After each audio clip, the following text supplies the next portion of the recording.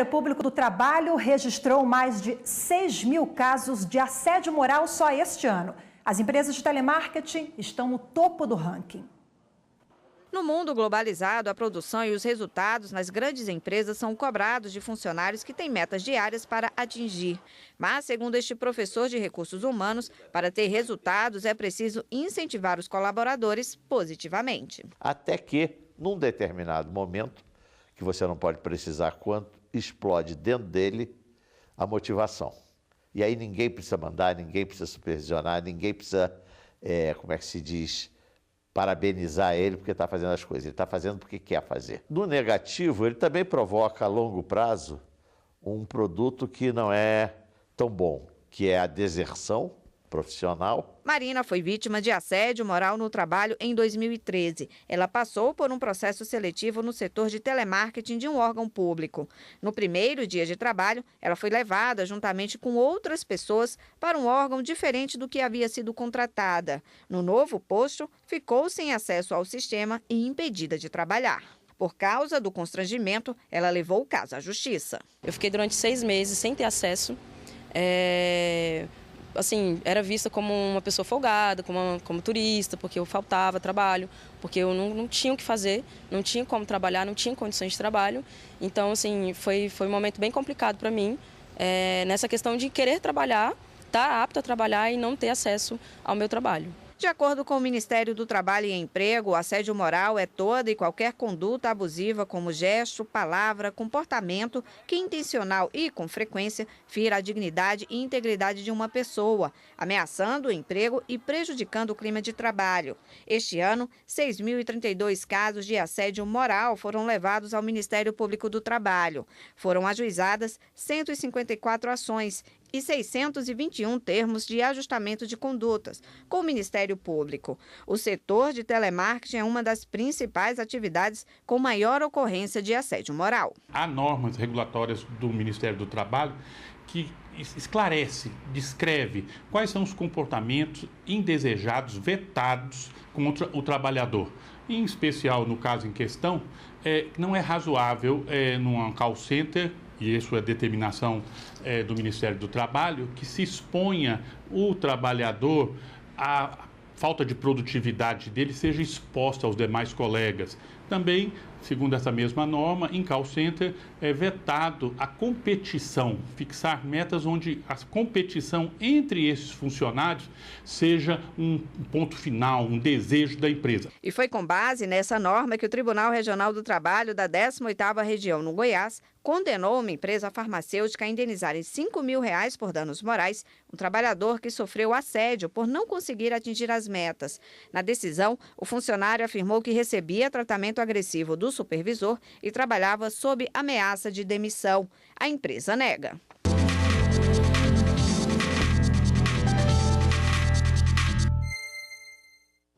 E sobre o assunto está aqui com a gente hoje o advogado trabalhista Maurício Correia Veiga. Boa tarde, doutor. Boa tarde. Boa tarde. Boa tarde. Infelizmente, uma situação que ainda é muito recorrente. A gente viu aí alguns casos na reportagem, tem a decisão da justiça e, infelizmente, isso continua acontecendo, né? Exatamente. Infelizmente, são práticas ainda recorrentes e é importante definir e explicar a diferença inicial entre assédio moral e dano moral. O assédio moral são práticas, ações ou omissões reiteradas, enquanto que o dano moral é uma única prática, ou seja, uma prática, ação ou omissão que atinja a honra, a intimidade, o lazer, a sexualidade daquela pessoa. E a lei coíbe, ou seja, ela veda e estipula métodos e critérios para você reparar quando há essa ofensa, ou seja, a reparação do dano extrapatrimonial. Agora, como vimos na reportagem, a omissão também é um caso gravíssimo, isso interfere na autoestima do funcionário, enfim, uma série de questões.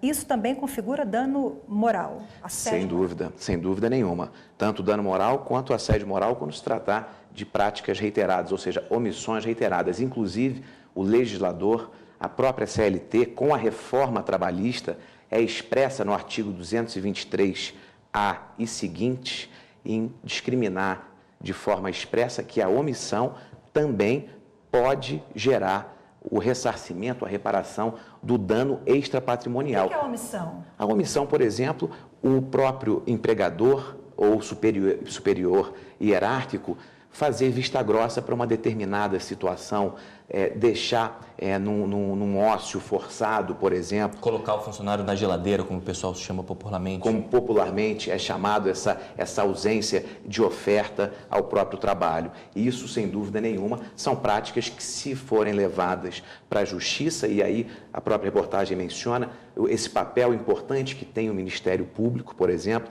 porque muitas das vezes uma denúncia, o próprio empregado, ele tem um receio de levar isso para o dono da empresa ou para o seu superior hierárquico. Então, o papel importante do Ministério Público, dos sindicatos, ou seja, para coibir essas práticas.